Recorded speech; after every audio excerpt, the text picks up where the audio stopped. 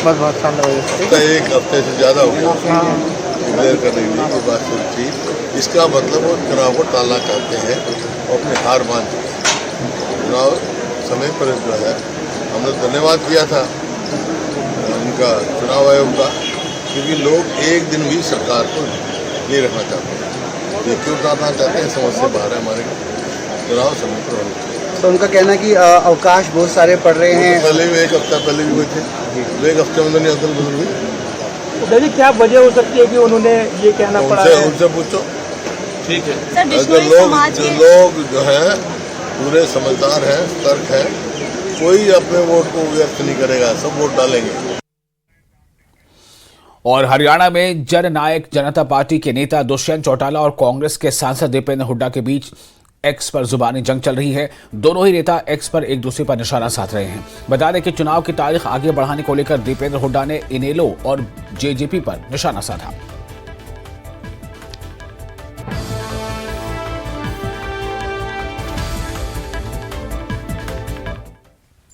वहीं इनेलो नेता अभय सिंह चौटाला ने भी चीफ इलेक्शन कमीशन को पत्र लिखा है, जिसमें विधानसभा चुनाव की तारीख आगे बढ़ाने का आग्रह किया गया है।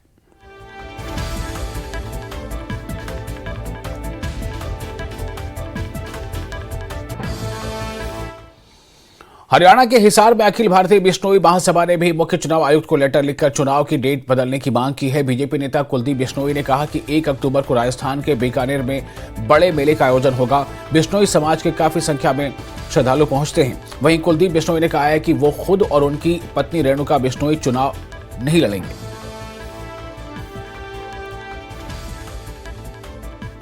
वोटिंग चुनाव में और रेणुका नहीं लड़ेंगे, लेकिन पार्टी के लिए पूरे प्रदेश में घूम के काम करेंगे। जो जीतने वाले उम्मीदवार है उसी को हमारे कमेटी से प्राथमिकता दी है और जिताऊ उम्मीदवारों का एक पैनल हमने हर विधानसभा के हिसाब से बनाया और वो हमने फिर ऊपर भिजवा दिया। डिटेल्ड सर्वे करवाए हैं और इसमें सबसे बड़ी बात यह कि रायशुमारी भी हुई।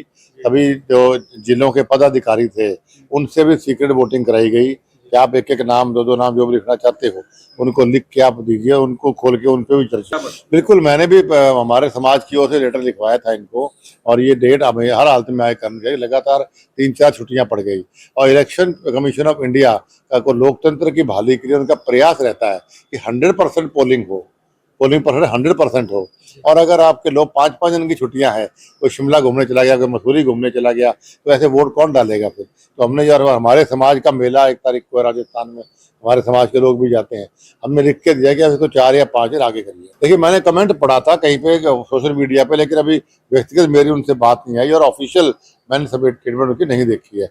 मैं तो यही कहूँगा कि पार्टी में अनुशासन रखना चाहिए। आज हम सब ने मिल के हमने सरकार बनाई। और हरियाणा विधानसभा चुनाव को जेजेपी के राष्ट्रीय अध्यक्ष अजय सिंह चौटाला ने नांगल चौधरी विधानसभा क्षेत्र के अनेक गांवों का दौरा कर जनसभाओं को संबोधित किया। इस दौरान उन्होंने कहा कि हरियाणा विधानसभा चुनाव को लेकर बीजेपी से किसी भी तरह का कोई समझौता उनकी पार्टी नहीं करेगी। उन्होंने हरियाणा के मुख्यमंत्री पर आरोप लगाते हुए कहा है कि वे लोगों को झूठे वादे कर उन्हें बरगला रहे हैं, जबकि बुनियादी स्तर पर कोई काम नहीं हुआ है।